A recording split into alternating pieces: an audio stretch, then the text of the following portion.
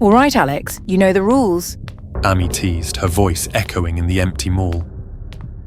She stood across from me, a playful smile dancing on her lips. I hide. You find me if you can. She pressed her finger to her lips and then blew me a kiss before darting off into the shadows. I chuckled nervously, trying to shake off the unsettling vibe of this abandoned place. The mall had been shut down for years, long enough for dust to cover every inch and mannequins to be left in strange poses, scattered like forgotten puppets. I turned to face the cracked, peeling wall, closed my eyes, and began counting.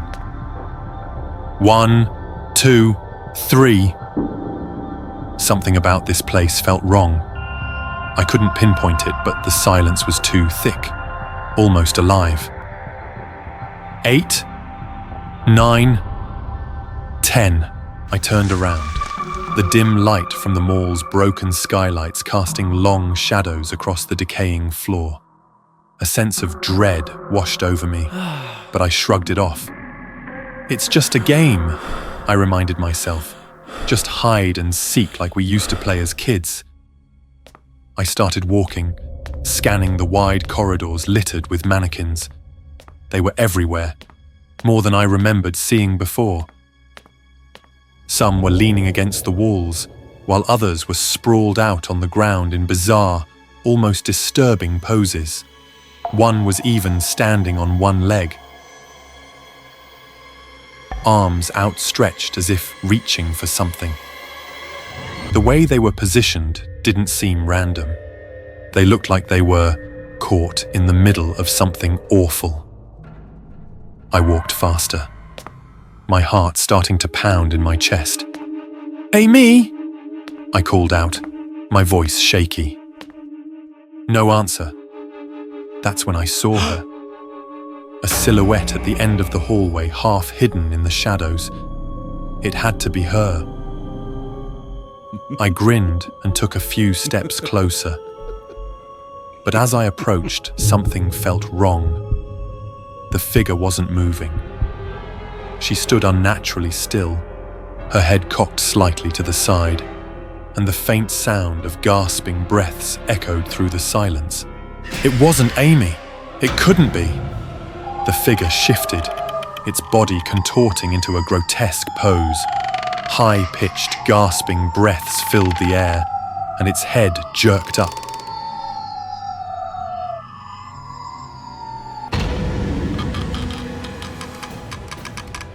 I could see it now.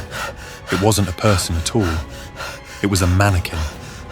But unlike the others, this one was alive, its mouth stretching into a grotesque grin, its eyes wide and unblinking.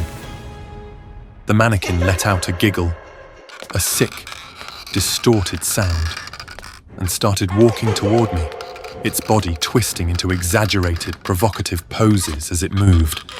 Its arms moved unnaturally, its legs bending as though its joints were dislocated. The closer it got, the more horrifying its movements became. "Amy!" I called out again, panic rising in my throat. This wasn't a game anymore. Something was very, very wrong. I stumbled backward, my legs shaking as the mannequin crept closer, giggling and gasping, its face twisted with a manic glee as it walked toward me.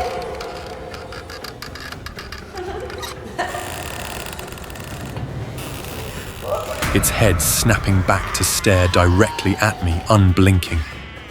I turned and ran, heart racing, desperate to find Amy and get the hell out of this place. But mannequins were everywhere now, in poses that looked like they had been brutally attacked. Some had their limbs twisted in ways that made my stomach turn, while others looked like they had been mid-scream, frozen in place. Each one seemed to be watching me. Then I heard it, louder this time. The high-pitched whimpering, mixed with agonizing screams. I stopped dead in my tracks, my blood running cold. A shadow moved at the edge of my vision. Before I could react, someone grabbed me from behind. I spun around, ready to fight. But it was Amy. Only she didn't look right. Her clothes were torn and her skin was pale, almost translucent. She was trembling, her eyes wide with terror. Alex, we need to leave, now! I opened my mouth to speak, but before I could say anything, that sound, the giggling, filled the air again. It was closer. I turned just in time to see the mannequin from before charging at us, moving faster than anything that lifeless should. It let out an ear-piercing screech as it lunged toward us, its fingers twisting, snapping off and reshaping into sharp, jagged points. Before I could react, it shoved me aside, sending me crashing into the floor. I watched in horror as it grabbed Amy, forcing her down. Alex! She screamed as the mannequin's sharpened fingers drove into her arm over and over. Blood poured from the wounds, but the mannequin wasn't finished. Its fingers dripped with a strange, thick liquid, like some sort of polymer that oozed into Amy's open wounds. She screamed again, a sound of pure terror and agony as her arm began to freeze, turning pale and rigid. The mannequin ripped her finger clean off, and then, as if mocking her, attached it to its own hand. "Amy!" I shouted, scrambling to my feet, but it was too late. Her skin was hardening, turning glossy, her eyes wide with frozen horror. She was becoming one of them, a mannequin. The creature's twisted smile grew wider as it finished its gruesome task. It glanced at me, Amy's stolen finger still on its hand, and it blew me a kiss the way Amy had done to me. Then it crawled toward me, faster, moving like a mad predator. I bolted, sprinting as fast as I could, my breath ragged and heart pounding. I didn't stop running until I was out of the mall. Once I got home, I frantically searched the internet, my fingers trembling as I typed. It didn't take long to find the answer. SCP-847, a living mannequin, an anomalous entity that had escaped containment, and now it had Amy. I had to find help. I had to get her back. But all I could hear, over and over in my mind, was that twisted laugh and the sound of her voice, frozen in terror.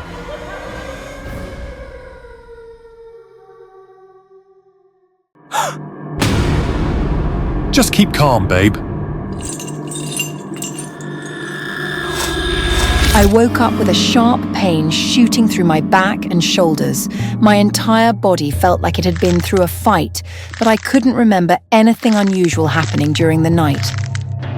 As I struggled to sit up, I noticed the dark bruises blooming across my skin. I had no memory of falling or hurting myself in any way.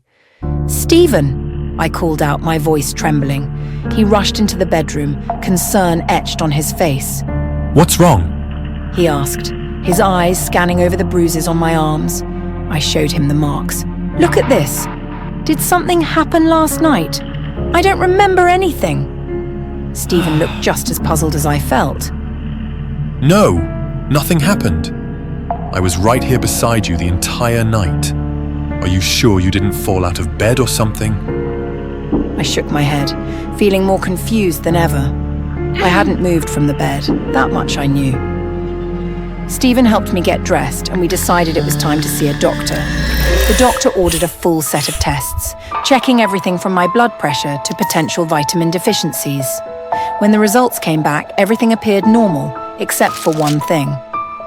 "You tested positive for nitrazepam," the doctor said, frowning at the report in his hands. "That can't be right. I've never taken any kind of sedative in my life." "Are you sure? It's a strong drug, typically used to treat severe insomnia or anxiety. You haven't been prescribed anything like that?" I shook my head, my mind reeling. "No, doctor. I wouldn't take anything like that without knowing." He looked concerned but didn't press further. When I got home, I saw a small pile of papers on the table. Stephen had left some of his things scattered about after sorting through bills and documents the other day. Then something caught my eye. A prescription slip, crumpled slightly at the edges. My breath hitched in my throat as I picked it up and read the name. Stephen. For a moment, I felt a pang of concern. Could Stephen be struggling with some kind of ill? Why he hadn't told me? Maybe he'd been suffering in silence, trying not to worry me. But why? Curiosity gnawed at me, and I decided to search online for more information about the drug. As I read through the details, my heart began to pound harder. The dosage prescribed to Stephen was far higher than what was typically recommended for mild insomnia. It was the kind of dose that could knock someone out completely. The most surprising thing to me was that the main ingredient of the drug was nitrazepam. An unsettling thought crept into my mind. Could Stephen have done this? Was he drugging me? The idea seemed absurd, but I couldn't shake the feeling. The way he had looked at me this morning, calm, almost too calm, left a knot of unease in my stomach. I sat there staring at the screen, my thoughts spiraling into darker places. Was I just being paranoid, or was something far more sinister happening right under my nose? That night, as Stephen handed me my usual cup of chamomile tea, I hesitated. I could feel his eyes on me, waiting for me to take a sip. My heart pounded in my chest as I forced a smile and took the cup. But instead of drinking it, I waited until he left the room and poured it down the sink. I knew then that I needed proof, something to confirm what my instincts were telling me. That evening, after Stephen had fallen asleep, I set up a small camera in our bedroom, hidden among the books on the shelf. I needed to know what was happening while I slept. The next morning, I could barely contain my anxiety as I reviewed the footage. For the first few hours, nothing seemed out of the ordinary. I watched myself sleep peacefully beside Stephen. I stared at the screen, my heart pounding as the footage played out. My body, twisted and unnatural, crawled up the walls like some kind of grotesque creature. My breath caught in my throat as I watched. Stephen woke up looking up at me without a hint of surprise. He reached under the bed and pulled out a stick, using it to fend me off as I lunged at him from above. For the next hour, the two of us wrestled violently, though Stephen seemed to be the only one truly fighting. Finally, he managed to pin me down and cuff me to the bed, his face a mask of grim determination. The marks on my wrists suddenly made sense. The bruises, the pain, they were all because of this. I had been attacking him in my sleep, possessed by some force that I couldn't understand. I hadn't known. I hadn't realized it wasn't Stephen hurting me. It was me. Whatever dark force had taken over me at night. Tears streamed down my face as I rushed to find him. "Stephen! Stephen! I'm so sorry!" My voice cracked as I called for him, but there was no response. I searched the entire house, my heart racing faster with each passing second. The kitchen was empty, the living room quiet. "Stephen!" I screamed louder, panic rising as my voice echoed through the empty rooms. Where could he be? I checked the bathroom, the study. Nothing. The house felt unnervingly still, as if I were the only one left in it. My stomach twisted with fear. Something wasn't right. Then, I remembered the bedroom closet. I hadn't checked there yet. My hands shook as I reached for the handle, a sickening feeling growing in the pit of my stomach. Slowly, I opened the door. I wasn't just a victim anymore. I was the monster.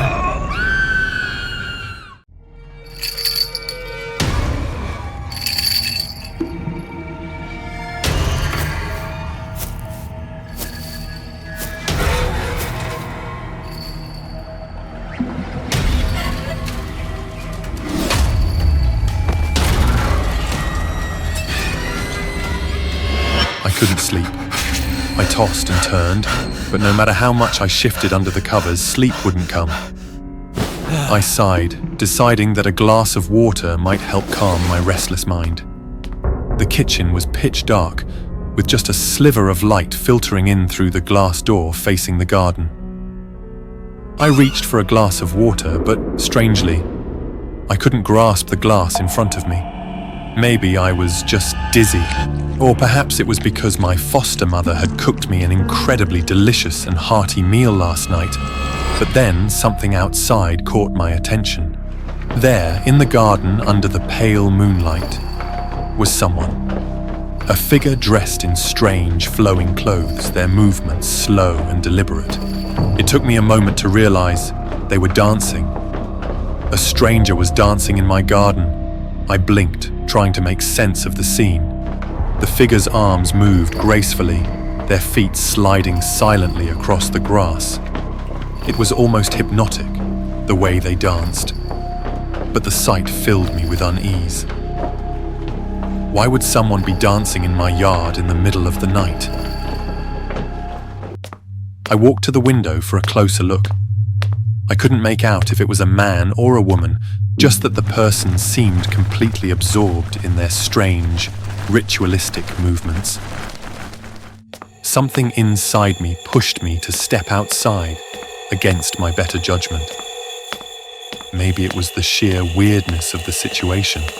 Maybe it was a gut instinct to confront the intruder.